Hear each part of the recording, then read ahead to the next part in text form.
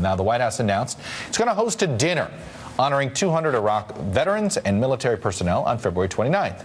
But many Iraq war vets say this isn't enough, that they want a ticker tape parade to welcome them home. And while the Pentagon doesn't oppose the parade, they feel strongly it should not be held until the end of combat operations in Afghanistan. Joining me now is Paul Rieckhoff. He's the executive director of the Afghanistan Veterans of America. Sir, thanks for coming on. So let me ask you basically that simple question. Why not hold off on the parades until both Iraq and Afghanistan, the combat missions, are both finished? Well, I think it starts with what the American people have been asking for. And this didn't start with veterans groups. This started back in December when the president announced that combat operations were over in Iraq. So people started organizing nationwide. There was a real grassroots push. Here in New York City, it was 2 city councilmen. Then there were 2 motivated guys with a Facebook page in St. Louis who created a huge Iraq Welcome Home parade. So what people are saying is if we can afford 2 wars, we can afford 2 parades. And we understand folks are in harm's way overseas, but it looks like they're going to be in harm's way somewhere for the indefinite future. So if the American people want to welcome these folks home, want to show their respect, and also want to respond to issues like unemployment and homelessness, this is a good way to do it. And Iraq veterans are going to support those folks in cities nationwide who want to make this happen. Why do you need the Pentagon sign-off? We don't, but that's what Mayor Bloomberg has said he's been deferring to. And the Pentagon's message here has been kind of inconsistent. If they're okay with a State Department dinner, why are they not okay with a parade?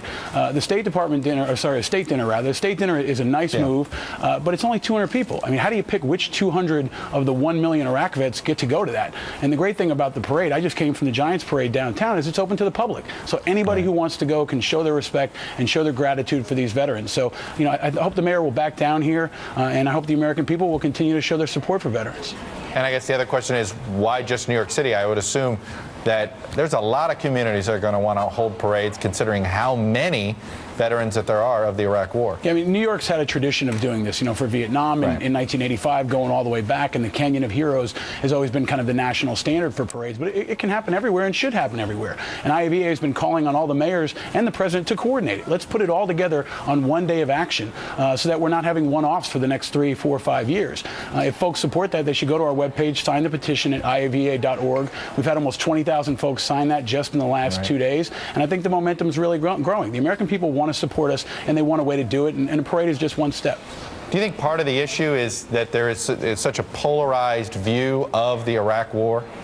It shouldn't be. You know, what I've heard constantly is that people have learned to separate the war from the warriors. They've learned to separate the people from the policy. This isn't about a victory parade. This is about respecting the folks who serve. This is about responding to their needs and also remembering the folks we've lost. I think we've turned the page on Vietnam, and unfortunately those guys had to fight for, you know, about 10 years before they finally got a parade. So I hope we're past that now.